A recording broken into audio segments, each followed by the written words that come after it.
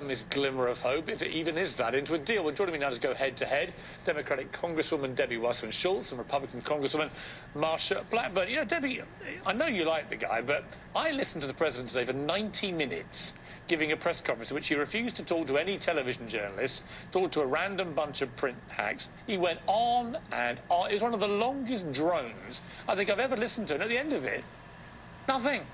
Nothing actually happened. Nothing was achieved. All he did was inform us why nothing's happening.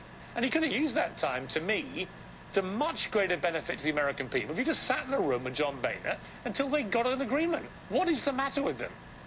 Well, there's absolutely nothing the matter. On the contrary, with President Obama, on the contrary, what's going on here is that Republicans are dug in so far that they've practically got the dirt over the tops of their heads, and someone rational needs to throw them a shovel. Right, but so are the Democrats, We've got to Debbie. work together. Debbie, so are the Democrats. So no, yes, 10% more Americans. Well, 10% more Americans blame the Republicans, and yes, some of the Republicans, like Ted Cruz, have been absurdly intransigent, trying to upend Obamacare and so on. But there comes a point, if you're the President of the United States and it's your government that shuts down, you've got to be the big guy. You've got to get in the room and do business. Yes, he does, and he's willing to do that.